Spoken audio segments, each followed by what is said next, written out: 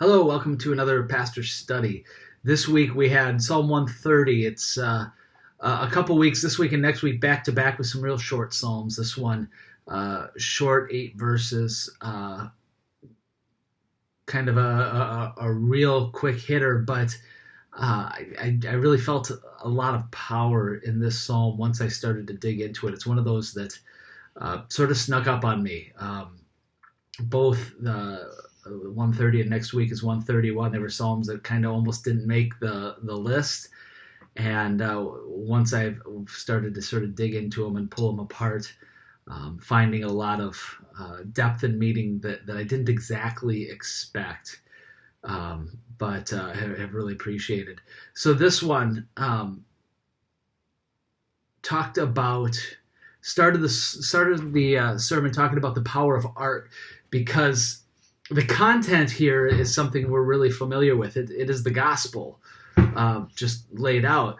But the most of the time when we talk about the gospel, when we talk about digging into it, discussing it, sharing it with others, we do it in this very concrete sort of way. You know, I grew up being taught the Romans Road, this series of bullet point verses to describe the gospel and to be able to explain it to somebody.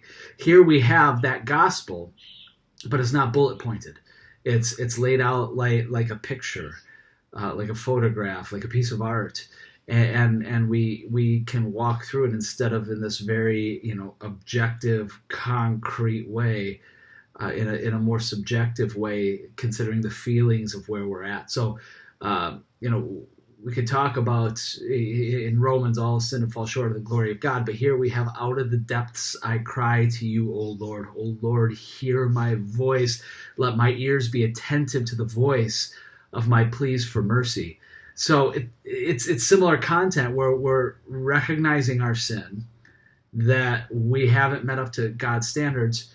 In Romans, here we're doing the same thing, but we're talking about emotionally what that feels like when we recognize our sin in the face of a holy God, and how that should bring us to depths. And in addition to our sin dragging us down to the depths, oftentimes we pretend like our sin's not a big deal, pretend like our sin isn't affecting us. We just look at life and say, it's fine, I'm fine, everything's fine. In reality, we're torn up inside because our sin is destroying us.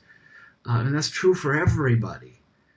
Sometimes we recognize that it's destroying us. Sometimes we pretend like it's not. Sometimes we don't recognize it, but it still is. I'm sure many of us know that friend, that neighbor, that loved one, that we just see their lives in this spiral of destruction. And we wish we could step in and help, but the person doesn't accept the help, and the person isn't recognizing how their decisions are affecting their lives. So we have this idea of sin. All of sin and fall short of the glory of God. The wages of sin is death. Here we're in the depths, which is a place of destruction, and we're crying out. But forgiveness is waiting there. And it's offered to us, verse 4, but with you there is forgiveness, that you may be feared. God is the great God that he is, at least in part, because of his love for us. He would be great, he would be awesome, he would be powerful, even apart from that love. But he's a God that we can draw close to, we can relate to, we can understand, because he is also a God of love, and he loves us, and he wants that relationship.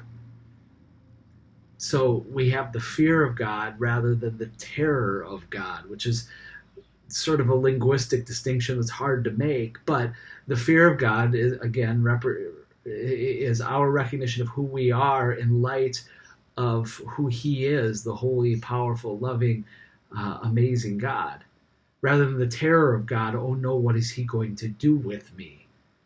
That is a part of the fear of God, but in and of itself, it's cold, it's distant, it's something that breaks relationship rather than creates relationship. But the true fullness of the fear of God helps us build relationship with God, because we know that despite his terror, despite his power, he loves us. and he wants to draw near to us. And so we can cry out to that. We can accept that forgiveness. And then we're in this, in that already not yet scenario that we talk about so often, where we're already forgiven, but we're not yet fully forgiven. We're already redeemed. We're not yet fully redeemed. We're already made holy and atoned with God, but we're not yet in its fullness. That's coming in the future, in perfection, in heaven. So verse 5, I wait for the Lord. My soul waits. And in his word I hope. Again, that idea of hope is something that's assured rather than, oh, I hope this happens. We know it's going to happen, so we wait with anticipation, with excitement. We remain focused on what God calls for us now, knowing what God has in store for us in the future. You know, that's the purpose of eschatology, end time stuff in the Old Testament, in the Bible as a whole. It's not so that we can figure out exactly what's going to happen at the end. It's so that we see what the end is. We see things get really bad, and then perfection comes. We know it can come at any moment, so we need to be prepared at every moment for whatever God has in store for us. That's the purpose of it. That's why it's there. And so we remind ourselves of that. We wait with anticipation, like the watchmen here in the psalm, like the virgins from Jesus's parable that we talked about in the sermon, where we don't let ourselves get distracted. We don't slack off, because the moment we slack off, we can lose everything. Because our eyes aren't on the kingdom, our eyes are on ourselves and our desires and whatever shiny thing grabs our attention. And then the psalm ends with this calling, O Israel, hope in the Lord, the calling for all of us. People, hope in the Lord, for with the Lord there is steadfast love and plentiful redemption. I still, that concept of plentiful redemption. In order to be forgiven, God has to pay this much, and he pays that much, and he pays more, and he pays more, and he pays more, because of the sacrifice of Jesus, there's no end to the wellspring of forgiveness, and it just overflows, and all who call in the name of Jesus will be redeemed. That is the gospel. There's forgiveness for those who accept it. There is death and punishment for those who reject.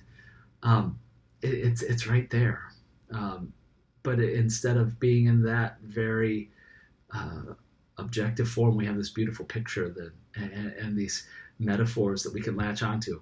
So I hope that that's something that's encouraging, something that, a different way of thinking about it that can remind us and energize us and push us through each day because of the power of that story. I hope that meant as much to you as it's meant for me this last week. It's been something that I didn't expect. Next week, we just move on to the next Psalm, Psalm 131. It's even shorter, but it carries with it, again, a sort of sneaky, powerful message that I'm already excited for. So we'll see you on Sunday. See you next week. God bless. Have a great week.